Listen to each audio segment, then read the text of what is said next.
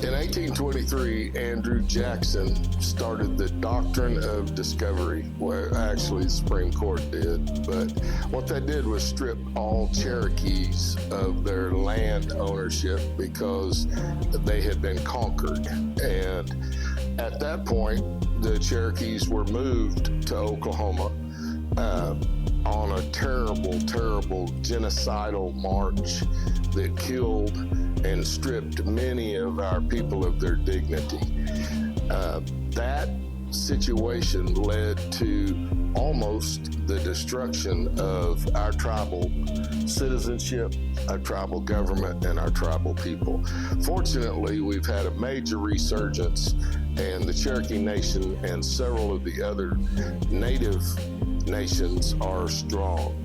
Our issue today is that there are people that are still disenfranchised. There are people that are still left on the street every night when we go home and go to bed. Phil Collins wrote a song and sang it back in 1989. It was called Another Day in Paradise. Listen to that song and you'll understand the entry-level thoughts of a person that's homeless. Our mental health agency has worked with this population for the last 8 years, and the clinicians that I've worked with have worked with this population for the last 40 years. I personally have worked with this population for 50 years. Our situation now is that mental health is stigmatized to a point that people don't want to seek treatment, and people that need treatment are oftentimes just overlooked on the street. They're the person you see at Quick Trip that wants the dollar. It's funny, when I get out of my car, first thing I say to them is, hey, can I borrow $1? 9 times out of 10, if they've got one, they're offering it to me. They're not there because they're making it a business. They're there because they don't have any other choice. Now, we're giving them another choice. It's called the Oasis. There's plenty of stuff available about the Oasis, so you can research it and understand that it's basically a dignity center. The first song was understanding that the truth is there's a trauma issue out there that's been unaddressed with this population. And until that's addressed, this population is only going to grow. The second song was an understanding that it's deeper than just recognizing the problem. You've got to understand it from the inside. So song number 2, I Can't Breathe, is a song that explains the mental consciousness of a schizophrenic having a breakdown when law enforcement shows up. It goes on to explain that this person's miserable. Just their existence is miserable. It's not like they ate a pill and it's going to wear off. This is every day. These people are having to deal with this every day.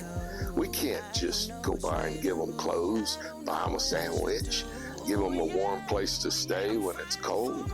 Until we start working on this and understanding addiction, until we start working on this and understand addiction, there's nothing we can do for this population.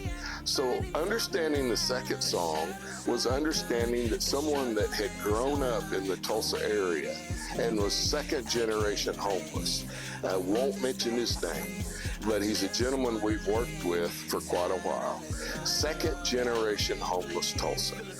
And his attitude about Tulsa included traumatic images from the race massacre, from outrisings in Tulsa of the KKK, and things of his childhood that he remembered. And those parts of the song, the generational trauma, is explained in the second song. The third song is the solution. It's the only solution. Whether you identify love and God as synonyms doesn't change the fact that they are. And really, what we do with this population is we lead with love. The neat way to understand love is identify the project by its production. So if you drive by a facility and there's 75 people on the sidewalk and it looks like someone's triaging after a fatal bomb, that's not love. We've got to have love. We've got to lead with love. If these people don't feel loved, they're not going to have enough comfort up here to let us help them fix this. Only love can do that. You know, we didn't come up with this. We didn't come up with these ideas. Very, very smart men in the past that we've dealt with, men and women. Dr. Lena Bell wrote John White, the first black Houston Oiler. Martin Luther King. I mean, these people that have been here and had so much impact on so many people are the reason why there's people like myself, these two singers, and another 150 clinicians that work at our agency that are dedicated to providing this love. So help us, help those that need it the most, share the love. That's what we need to do. We need to share the love. I'm a professional vocalist. I love music. I love production. But this, I would say, was challenging because I had to go into a deeper place because I was once homeless myself. Me, my wife, and my kids have experienced homelessness together. And of course, being homeless is not fun, but you learn a lot. You learn to have compassion once you do get out of homelessness for other homeless people. So writing these songs really was heartfelt. I had to put a lot of passion from understanding what I went through, what I've experienced with other people. I'm also a PRSS and a case manager, so I work hand in hand daily with Life Therapeutic Choices to help homeless people, to help them get out of addictions, to help them get out of these mental states. So it's definitely a heartfelt thing. It's definitely a serious matter. And so for me to have to go through that process of creating the music, from the music to the lyrics to the recording, all of that meant something to me. So I'm not just singing a song to sing a song. These songs actually have meaning and power behind them because it's real. Being kicked out when I was 15, had to go stay out on the street, so I'm understanding homelessness at a major standpoint because I had to sleep on the streets. I had bugs biting at my legs and everything like that.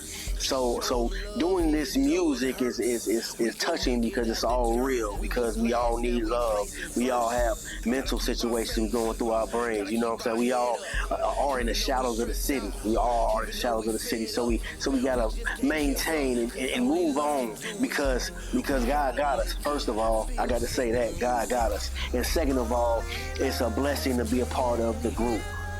Lucid, great group. We on point. We got 3 songs. It's crazy. It's a trilogy. Go get it. It's gonna bless your life.